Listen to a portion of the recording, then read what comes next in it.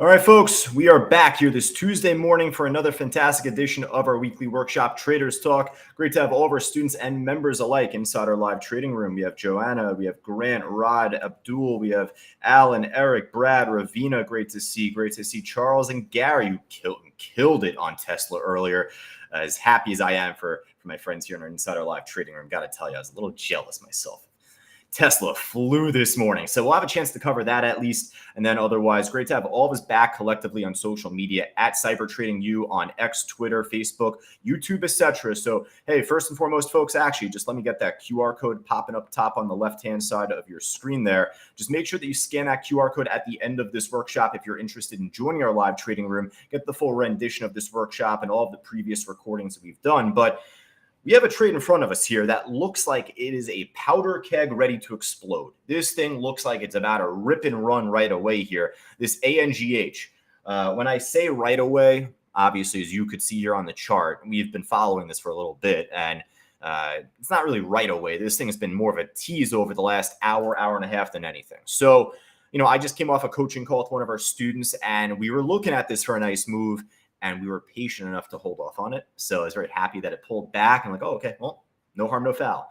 But you know what? The more times that this tests this level in a shorter concentration, I'll even inch up a penny here, 251.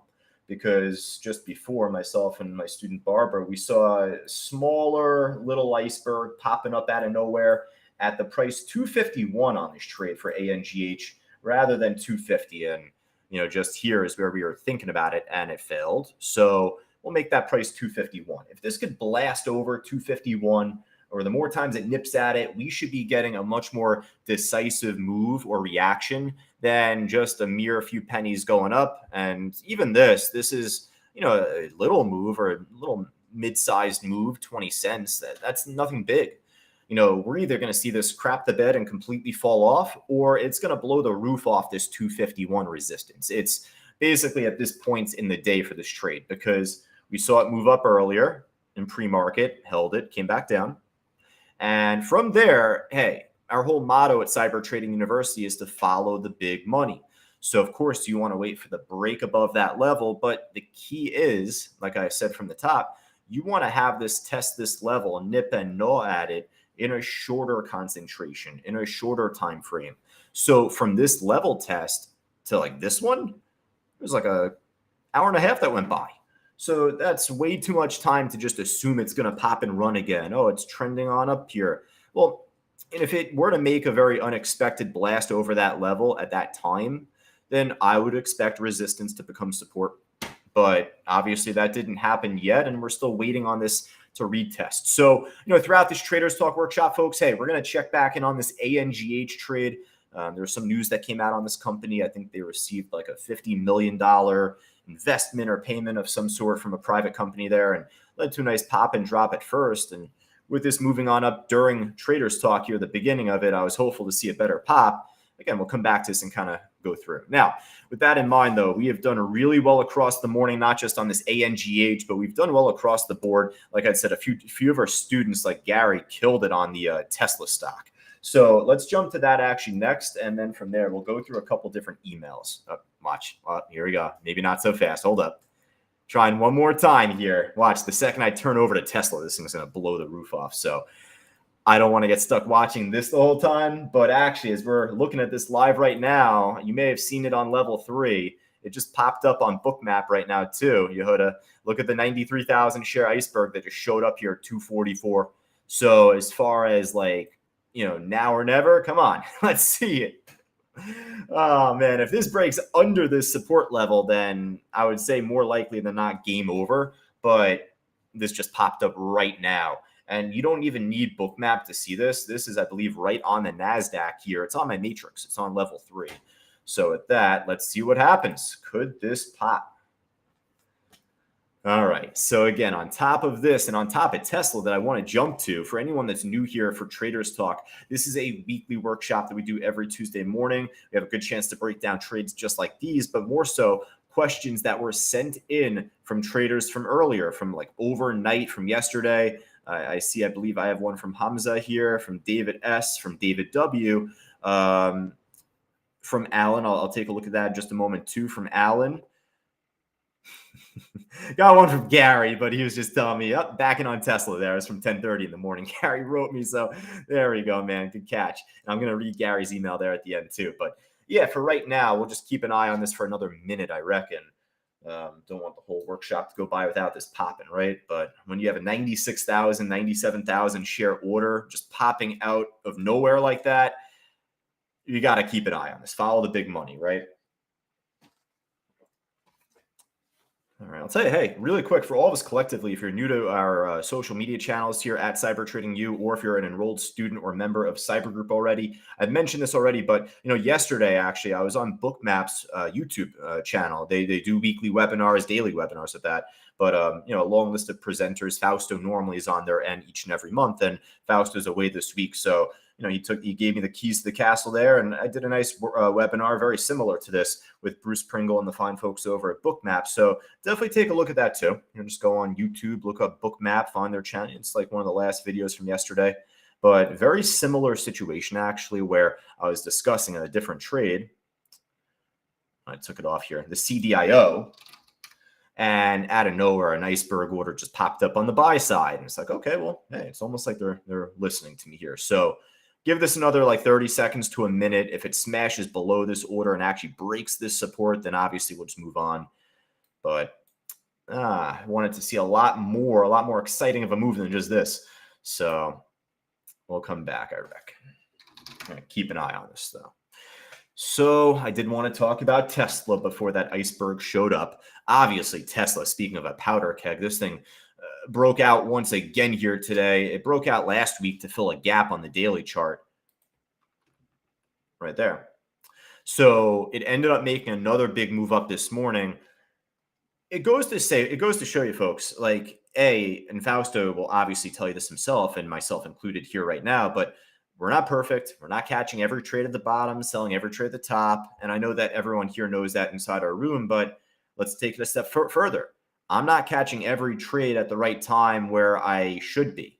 I'm not lining up every stock that I'm semi-interested in. You know what I mean? So this morning, myself, I was more inclined to follow SPY. At the minutes meeting here later on, it's a little wishy-washy market, but I was following SPY. I was following AMD. Didn't get the bounce I wanted there, but it's just Tesla. That was my third stock or third ticker that I was like considering. And I decided not to line it up. I said, this might be too much work. Like, I like the two that I'm working off right now, this being in pre-market. Then out of nowhere, as soon as the market opened up, this thing flew. So I want to go over this. How could we anticipate not just the pop up, but where were the better levels on this trade? Where were the better levels to work off of? Because really going into the market open from 8:30 to 9:30 or from 8 to 9:30, trend of this stock is down, right? So, at that, you should be anticipating a little bit more selling pressure, perhaps. Let's take a look on Bookmap here. We'll open up the heat map now.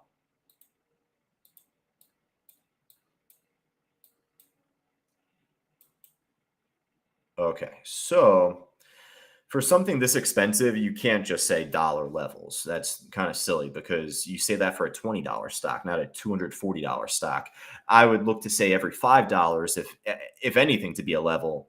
Every $10 is even going to be that much more of a price on top. But you could say something like, 235 could be a potential level to work with once the market opens. 240, 245, right? Those are assumed levels for Tesla. But here, though, you do have legitimate sell orders here at these prices: 240, 242, 245, 246, and 250. So, it's not every dollar, and every $5 you could definitely assume. You could. But specifically, outside of the $5 incrementals, we have 240, 242, 245, we said, 246, and then 250. So we're not going to plot every one of those, but I just want to write them down. Okay. So outside of that, there was a lot of volume filled here. Look at the CVP column. This is pretty much around the price 236 and change, 236 and we'll say like 73 cents if you want to round up to where the green is there. 236.80. And then lastly, the only other level that you would look to plot if you're following Tesla, and this you only plot once the market does open, but it's the opening bell print. And conveniently enough, this is literally just at 235, the level. So makes it that much simpler for us, at least there. So we know it popped, we know it moved up, but how could you use the levels that we just spoke about to your advantage? Was there a key level that we could have used for an entry? Within the first 5 minutes, you don't really want to just jump into something. So it's easy to tell you it popped here.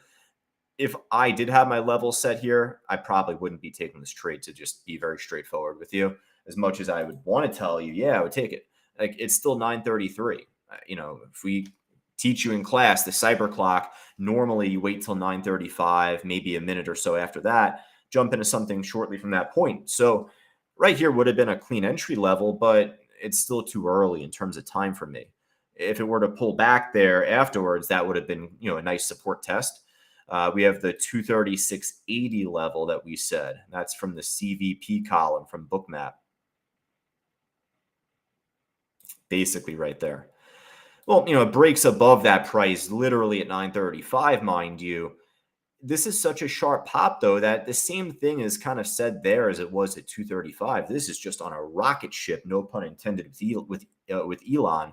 But, just took such a nice pop where on a pullback, that would be good support. Okay, like the more it pops from there, on a pullback, that would be really good of a support level, right?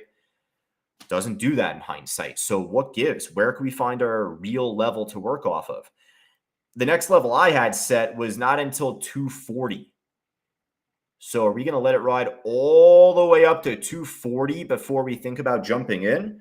Well, again, the same rules apply, where if it breaks over it really nicely and pulls back, the first test of that level could be the best test. But to be transparent with you, in my eye, I thought this moved up so much without even giving me a single pullback at first, where I said, you know what, let's just kind of wait at 240. I didn't take this trade whatsoever today. Gary was milking this for all it's worth for me. But, I didn't take this. Even at 240, I wish I could tell you, I jumped in eventually. Honestly, I'm happy I avoided 240 because this was very chippy around there. I think it was around, if I'm not mistaken, the VWAP price too. Maybe that was later on. Yeah, that was later on. Okay.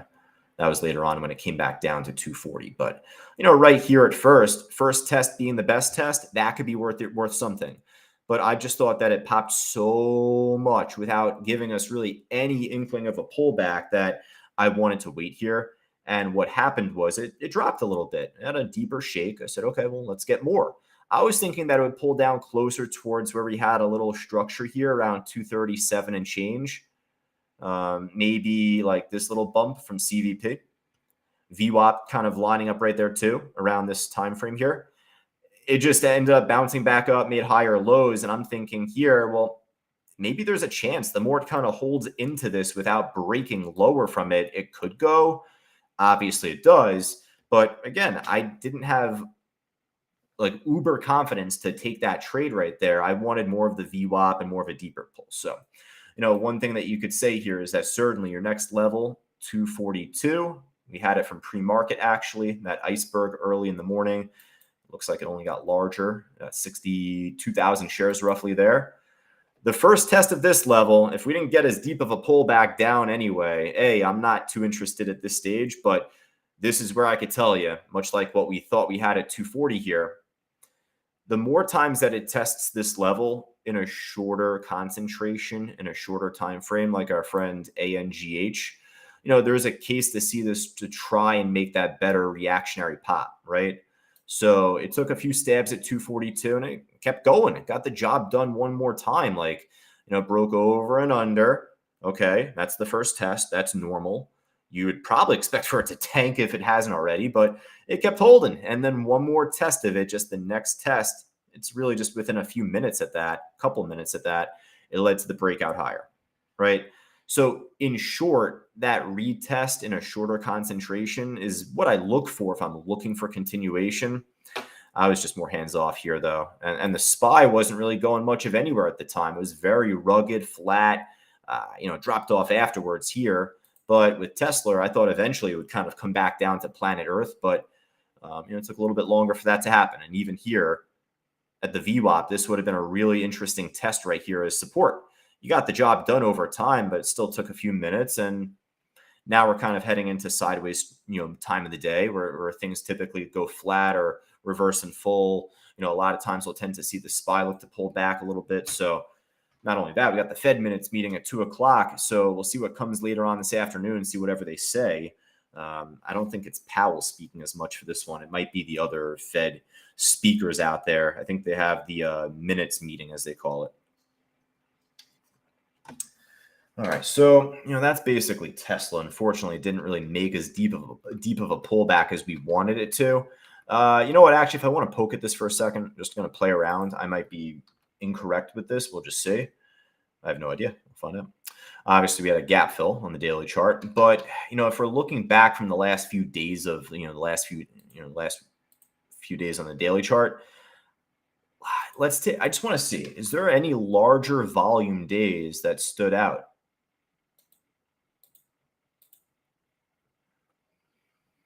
Like, for instance, we have a sharper closing spike here on the 14th. It's above that price right now live as we're talking, but it wasn't by the time the market opened up earlier.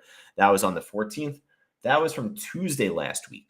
Kind of a random weekday. Nothing really too special about, that exact weekday, Tuesday the 14th. But it looks like you had a sharper closing bell spike, a little bit larger than the others. So just want to take a look. What price was that at? Just want to poke at that there. That was coming off the CPI report, right? So, perhaps there could have been a larger print there for that reason, but that was at 237 and 41 cents. The price 237 and 41 cents. So let me just plot that there. I'll bring this back to a 1-minute chart. Was that a level that you could have worked off of? Obviously, this kept pushing up throughout the morning, but it still didn't pull back that deep. It came close here in this consolidation, broke over it. For as big of a print as you had there, perhaps that could be supported. It still didn't even nip at it. Didn't even come as close to it as you would want it to. Hovered above it. But, if you're looking for that under and over, it just kind of glides up. Wow. It goes to show how strong Tesla really was today, though. That's for certain. All right, so we covered at least the ANGH. Let's go back to that. Did it pop? It didn't. All right, so we didn't miss out too much there live right now, at least.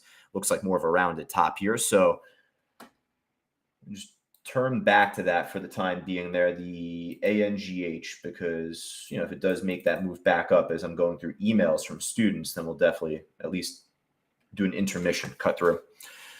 All right, so email time for Grant, Yehuda, Jeff, all of our students. We always encourage you to send over any trades, any journals, and email questions alike, right, to josh@ctutrading.com. That's my email address. For anyone that's new to CTU or new to our streams entirely, then feel more than free to do the same. Just clearing out a couple bogus emails in between. All right, so first question here. This was sent from yesterday afternoon, actually. So this was from Hamza here, and he was asking, I signed up for the 1-week trial, and I'm taking the course on learning the Bookviewer, NASDAQ Bookviewer, so level 3.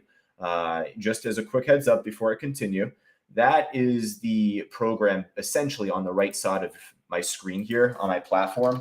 That essentially is what you can, consider equal to the NASDAQ Bookviewer. So I'm going to show this to you in just a moment here, Hamza, and all of our new members here. So Hamza is referring to the NASDAQ Bookviewer program, this right here. And this shows you every buy and sell order that's out there at the current time for the NASDAQ, for any stock that is, or for any orders that are being routed across the NASDAQ, ECN alike. You'll be able to see it pop up on this program. So, if you don't have level 3 integrated into your platform, if you don't have Bookmap, aka level 4, this really is your go-to. So, Hamza was saying, you notice that the data store.nasdaq website, he signs in, he launches Bookviewer and signs out automatically after a few minutes. Then Bookviewer also stops working. I also want to know what I have to do so that it keeps working all throughout the day. It times out. I know it times out after like maybe an hour or so. If you check here just on your own, go through like click the help tab right there. You'll be able to see a little pop up just for the NASDAQ site. There's also right here Bookviewer facts, a little PDF that's on the datastore.nasdaq website. So it'll give you all the deets with all the stuff going on with Bookviewer. But actually, since you had asked just that, I mean, I do want to at least bring this up to show little demonstration of Bookviewer. Why not? So this is the NASDAQ Bookviewer comparative to the TradeStation Matrix here. One benefit of Bookviewer is that it has a lot more depth. You could actually go through like 120 different price levels here and see. Don't need to go that far out though, really, because not every stock is going to make that big of a move, to be transparent. So looking at where we have iceberg orders that are closest to where this stock is trading at, well, right now there isn't really too big of an iceberg in general out there. There's at $2.13 here, about 11,000 shares. That could be support, but looking at the size of a lot of these other orders out there, if there's something that is that much more significant compared to the rest of the field, that right there is something more compelling to me. If there is something that had a really large amount of orders in total at the price, instead of 20 here, total orders at $2.50, even if this said 50, something that stands out that much to me makes it a little bit easier on the eyes for me to call that, support, resistance. So you could detect icebergs and support resistance, not just from the shares column here, but the orders column too, the orders column. Let's go through just a random stock right now, completely random. I have not Tesla, not ANGH. Let's go AEO. I have this on my notepad, so, not so random, I reckon, but I didn't trade this today. It was on our morning list. AEO doesn't really seem like it's showing a big iceberg right now. Yeah, with this trade, honestly, I'm skimming it here, but very quickly I could just hint to you, there's nothing here that I would find respectable as a level. Nothing. There's nothing, not at all. So with that said, all right, it's trending down a little bit off the last peak. Is it possible it can make another drop? It came off bad news this morning. So yeah, it's possible, right? Anything's possible, right? Sky could be rainbow colored later on today, right? Who knows? Just it's to say that without there being a significant iceberg level, I wouldn't really feel too keen to just jump in. That's all. Back to our friend ANGH just to check. Haven't seen much going on this lately, so that's all right. So again, Hamza, just with that, just go right back to the Bookviewer website. There's actually a little link on the Bookviewer website right there. I'll show it here for you. I don't think I showed it here, but Bookviewer facts right here. Click that, and in Bookviewer user guide, it'll give you all the information that's preset for this. So it times out. It definitely does. For me, I thought it was like maybe every 30 minutes if it goes inactive, or every 1 hour if it goes inactive. It's not just every few minutes, at least from my experience. If it is for you, then maybe it's a setting, but it definitely times out, but it, probably about 30 minutes, an hour or so it does. All right. Might be wondering why I'm wearing a hat today. Forgot to get pomade when I went food shopping yesterday. So looking like a golfer today. But otherwise, let's see what other questions we got right now. We got from David S. Here we go. So David joined. He's going through the bronze classes. So David, perhaps being a Cyber Group annual member, has access to the Phase 1 stock course, joining us. Actually, really quick, folks, coming up next week, we got the Phase 1 and 2 classes resuming once again. So, if you're David or any of our new students joining us, definitely be on the lookout for that. Look forward to resuming the Phase 1 classes again. We're going to dig a lot further into volume and like the meat and potatoes of really following order flow alike. So David going through classes, and conveniently enough, watching the time and sales class from this past July. That's actually one of the classes I'll be doing next week. The question that keeps coming up in his mind is he's seen in Traders Talk and the class is how he should always have quite a small stop set. Let's say the level is 1850 and he gets in like around 1853. Well, he's basically what he's saying that I'm saying, which is true. Not to really set too big of a stop. And the example David is referencing is like if he gets in at 1853, the price, a few pennies above 1850, He'll set a stop a few pennies under 1850. Let's say, it doesn't go below 1847, right? Makes sense. That's exactly how I abstractly teach it, right? You want to set tight stops, and especially under your level. But when the stock approaches the level, it fluctuates above and below that range. Since you never know which nip will be the one to take off, I would just get stopped out so David, you're talking about, my friend, you're talking about not setting a stop to protect you. You're talking about setting a stop to enter. Is that what I'm hearing? Because I can go over that a little bit further here, more on a coaching call likely, and more phase 2 probably there even. But what David is saying is, since you never know which little nip or break above the level is the one that will allow it to take off, a lot of times he would just get stopped out if he enters after the first few breaks and it's just not the right time, even if he thought it was significant there. David, my friend, this happens to the best of us. Let me tell you. It's true. We can never be perfect or 100% with trading. If anyone says that they can be, they are lying to you. And I'm just telling you this straight up because I follow a bunch of people on Twitter and social media. Like, I'm talking guys that allegedly make like 50K a day, 100K a day, whatever smoke they're blowing. If you want to believe it, believe it. But at least for those traders that I do see, they show full transparency where they take a loss because they took a false breakout and the stock pulled back. They had to cut ties with it pretty shortly afterwards. So a lot of times that will work out in your favor. And with saying that, if you're trading the stock, if you're even doing options, even more so if you're doing options because of the leverage on it, essentially the volatility, as long as you're not putting all of your money in one position, certainly you can try and take another position shortly after you get stopped out the first time. So for me, at least, when I look to take a trade, a large part of my confidence is based on timing of the day. So let's say Tesla, okay, when it popped at first, it was right time of the day. It was right within the first few minutes, first 15 minutes of the morning. But it moved up so damn much that you become a little bit leery of trying to take that trade, right? So you'd want to pull back. Obviously, this didn't pull back to where I thought it would. It kept going up more and more. All right, well, if you are going to take a trade on this stock, which I didn't, but if someone is going to take a trade on this type of stock, you want to work off a rebreak, right? And that's what David already knows from class. He knows because he wrote it to me that way. But that's where I could just simply tell you here, David, where like 242. This was a clear level that we wrote down. I wrote this down as a level from pre-market. We went over 242. Our next pre-market level would not be until 245.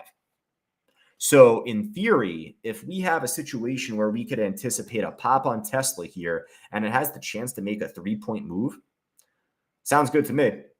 Now, that's where I could tell you it broke under this price as support, right? Now, I could just tell from David's dialogue. I could tell he knows the answer to the question I'm going to ask. I want all of us to answer it, though. When it breaks below support here at 242 and it drops, and it takes about an hour, a little bit longer than that for it to move back up, support should initially become what? There we go. Right out the gate. Ryan, Rod, Mark, Charles, Sam, Alan, all saying resistance. Absolutely. So it became resistance here. First test, best test. And, basically this line held as resistance. Well, trend is up. And you know what? The more times that it nips and gnaws at it from this point forward in a shorter time frame, we should be getting that more decisive reactionary move. That's my thought about this. So the first test here, I absolutely 100% would not be taking. The second test, a large part of that is based personally, and I hate using words like these because it's ambiguous, but a large part of it is based on feel, where, you know what, if a stock rips and runs without you, you're losing the opportunity to make money. You're not losing money that's already in your account. You know what I mean? Right? So how often do we see stocks like this just continue to make such a pretty run up right away? Not too often.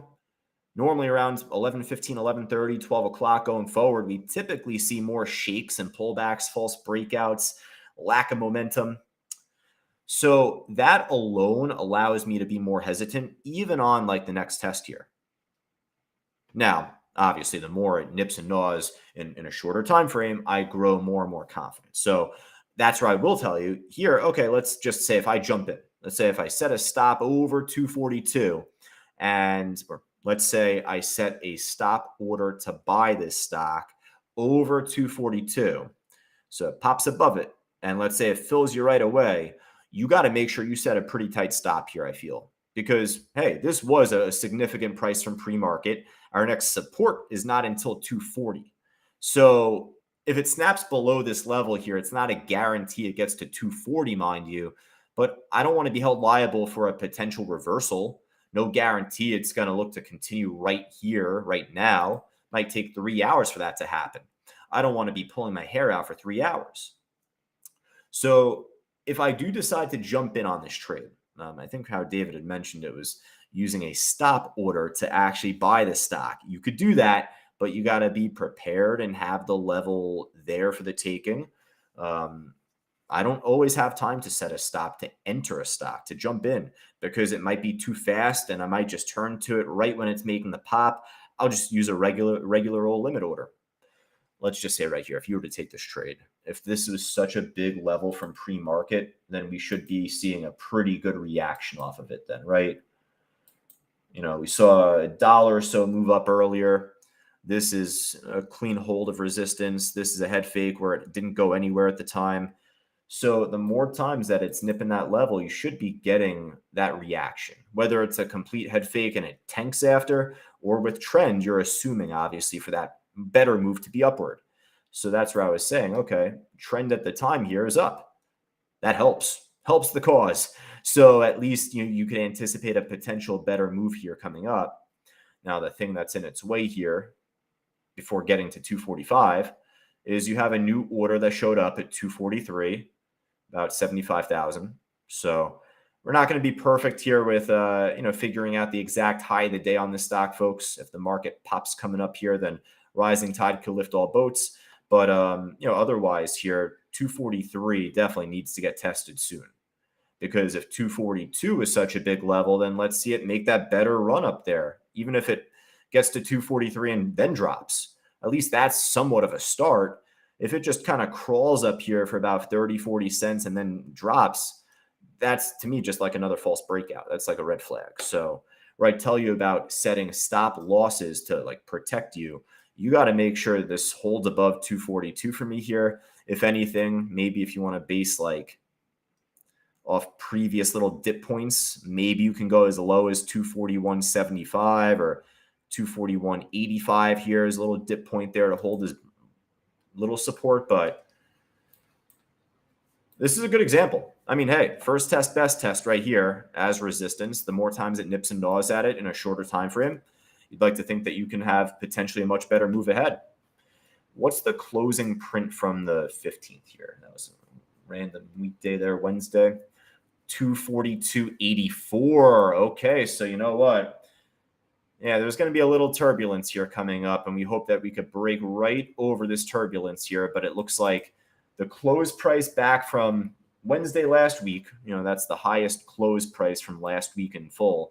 That was at a little bit under 243, and then you got the iceberg order that's there right now on the heat map. So it definitely needs to make a sharper move up there sooner than later. And it definitely has potential to do it. It's doing it in front of our eyes right now, but sooner is always better than later. You don't want to have your foot taken off the gas pedal.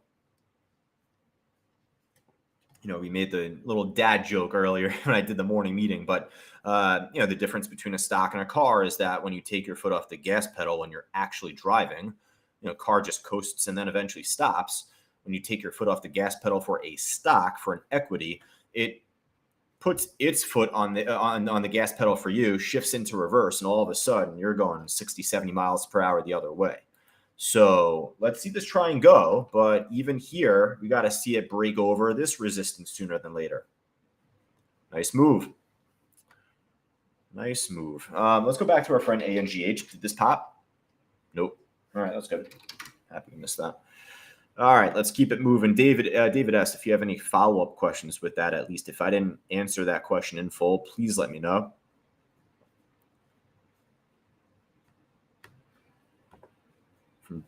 David S to David W, who I don't check these emails actually before I begin here. So folks, David W saying, thank you, Josh. I don't have any questions at this time.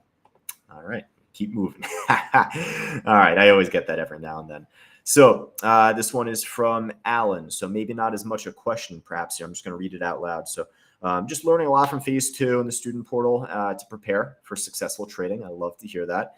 I have the chance to speak to a lot or all of our new gold students as they enroll. We always set you up with a quick phone call with myself initially, like 5-10 minute phone call. And I hear from so many new students that join us, and it's no rat race, folks. It's no race. You're only competing against yourself. But for like a student, let's say that joins on Friday, I would call them today and introduce myself. They'd tell me like, yeah, I'm on to phase 2 already. Like, holy smokes, like for our students to put in the effort to go through the recordings and all of the classes, I really appreciate that. So thank you very much for students like David S, David W, Alan going through phase 2. Okay, so yep, we got a couple questions here. There we go. Is there a rule of thumb on how close you set your stop when trading long or trading short? There we go. So nice segue, that's for sure. So we covered it here on Tesla to a great level, to a great degree, right?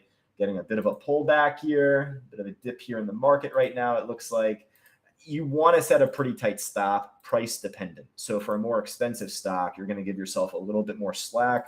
For something less expensive, you're not going to give yourself nearly as much slack. Got a stock popping right now, and this stock I was actually going to go over during Traders Talk here. CDIO, this thing actually moved for us yesterday, and out of nowhere, just now, about 12 minutes ago, 15 minutes ago, just popped once again. So let's actually cover this here briefly as an example.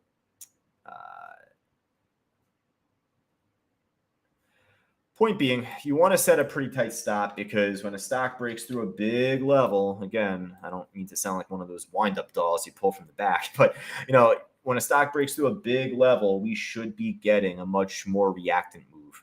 So here, although this broke out so nicely, this could have been a potential head fake. So where it breaks over the level 150, rather, it re-breaks over the level 150 because it was trying earlier and had a few head fakes. So that's where you even furthermore want to say you do want to set a tight stop right here. Let's say if it breaks above 150, you jump in at 152.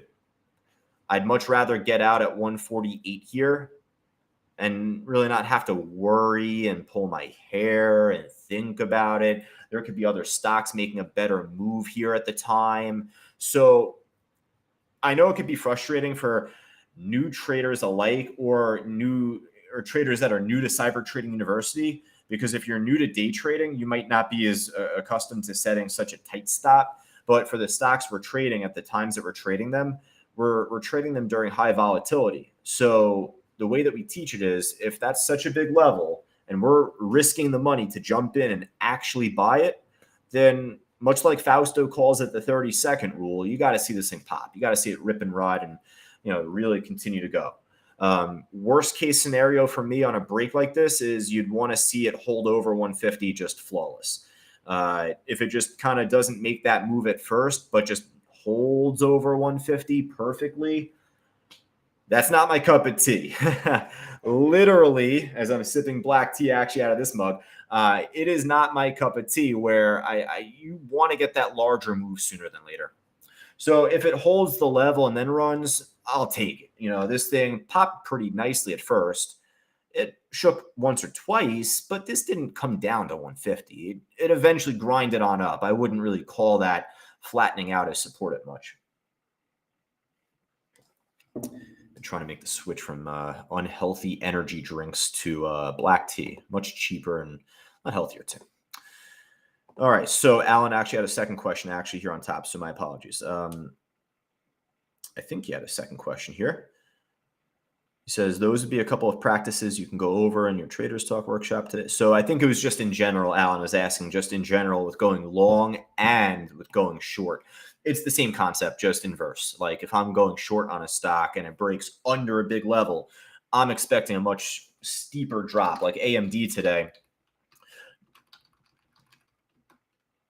Direction down going into the market open. And with that, well, it dropped off at first. Support became resistance.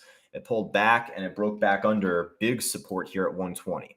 So much like we were saying with a more expensive stock, something like AMD, I don't even like using dollar levels for AMD. I mean, I will if I see a reason to, but like every 115, 120. So here, 120, definitely a big level for me. And right away on the first minute, it snapped under it. Big volume got filled. All right, the more times it nips and gnaws here and breaks under it, we should get a much better move than just a few pennies here, like 20 cents or 30 cents this is. For a $120 stock, this thing should be making $1 or $2 move at least. So it's easy to say this tanked afterwards and made the move down, but when it re-breaks below this 120, you're not trying to set a stop like up top here. There is zero need to set a stop that wide, in my opinion, there.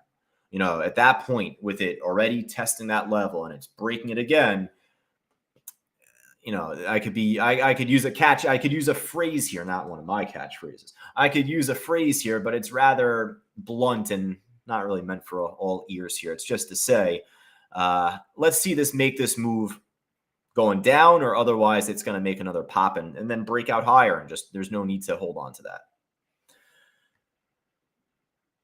All right. Alan says, I'm still in the process of setting up my monitor and laptop and getting a platform, Interactive Brokers, he says, and Bookmap, that is. Yeah, Interactive Brokers, a great platform to use. We have a bunch of students in Canada that don't have access to TradeStation here, or they don't have access to the actual Thinkorswim.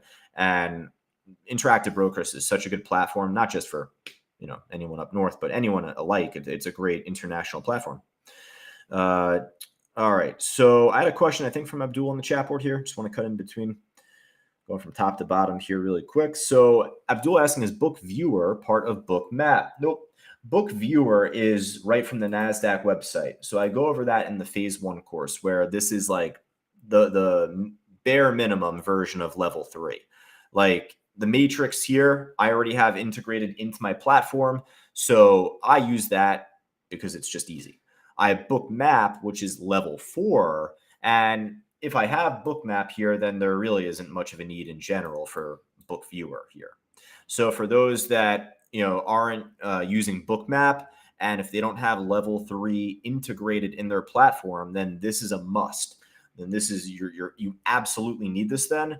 But again, if you have level 4 Bookmap, or if you have like TradeStation or Interactive Brokers platform has the Book Trader program, which is like the matrix, basically. It's integrated in their platform. So, that right there is a go-to. Mark says, if you just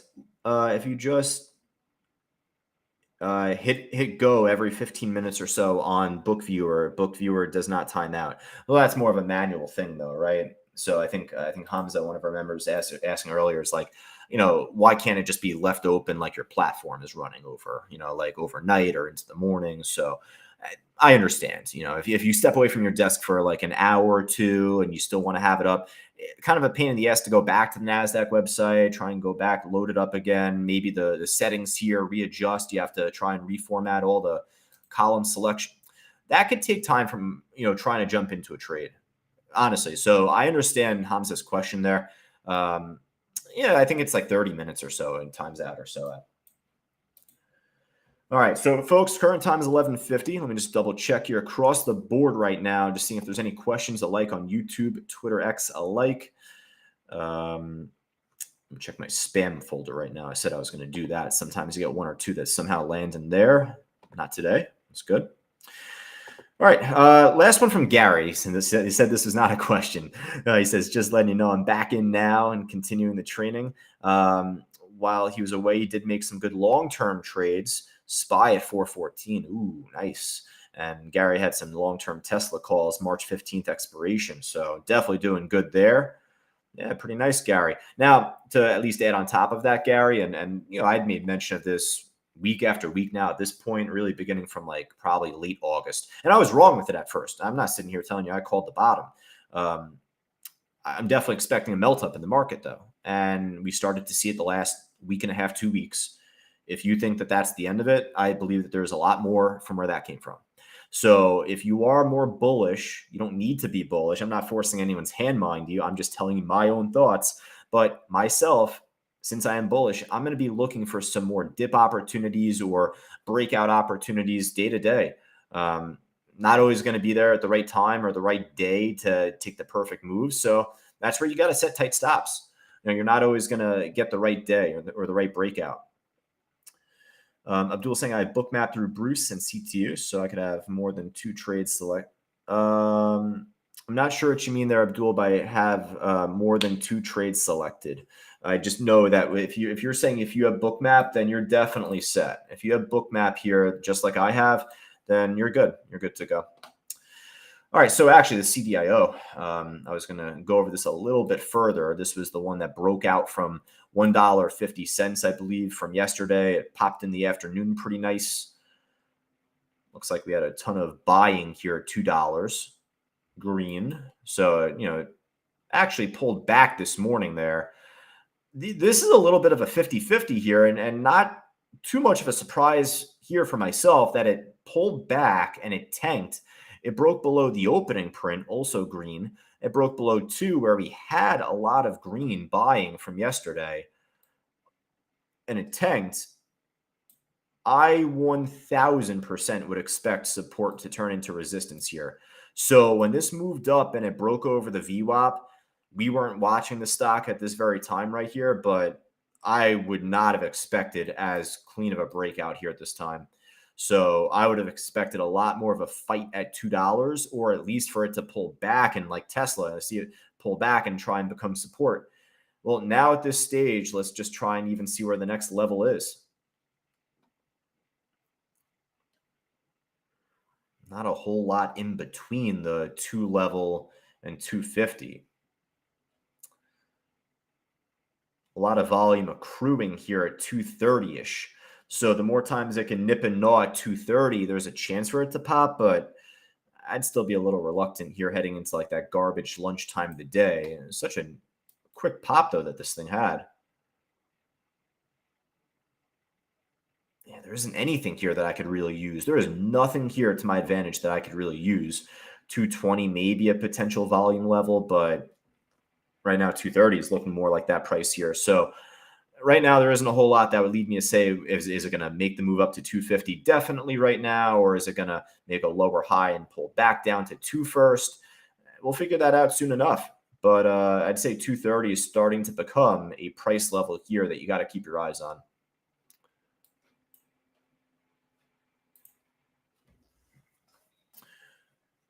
All right, so folks, hey, we're going to finish up perhaps a tad early here today, but not too surprising. We got Thanksgiving, obviously, in a couple of days here in the United States. Allow me to wish everybody and their family a very happy Thanksgiving going into Thursday, of course. And if you don't celebrate, if you're not in the U.S., don't celebrate. Have a nice day off, at least at that.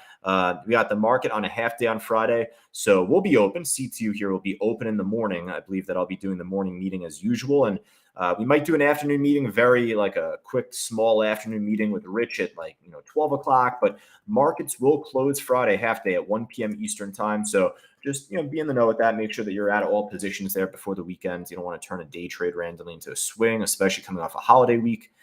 For all of us here otherwise on Facebook Live, LinkedIn, X, YouTube, etc., all of our social media platforms at Cyber Trading U. Make sure that you're subscribed and followed there on top. But any questions that you got for myself here, just following up from this workshop, feel free to shoot me a quick email, josh@ctutrading.com. That's my email address right there. And again, just at Cyber Trading Use our social media stream and platform. Just make sure to follow us collectively. All right. So from Margaret, Lawrence, Grant, Abdul, and Alan, Sam, Charles, Rod, and all of us here collectively, I'll be on the horn back at 2:30 for the afternoon meeting, and we'll go from there. All right, folks. See if there's any other stocks that can make a better move at that time. Oh, last reminder: we got the Fed minutes meeting ending at 2 p.m. So it should be kind of a choppy market up until 2 p.m. Who knows what's going to be said during that meeting and which way the markets will break. And hey, going into our afternoon meeting at 2:30, we'll be reacting off of that at least. So could be a nice little afternoon to work with coming off that minutes meeting. All right, folks. Oh, and then NVIDIA earnings after the bell. So I would have mentioned that at 2:30 anyway. But again, from our friend Damon here in the chat, reminding us NVIDIA earnings after the bell today. So that's after the close, but we'll definitely make another reminder of that later on. All right, folks, I'll talk to you all later on. Take care.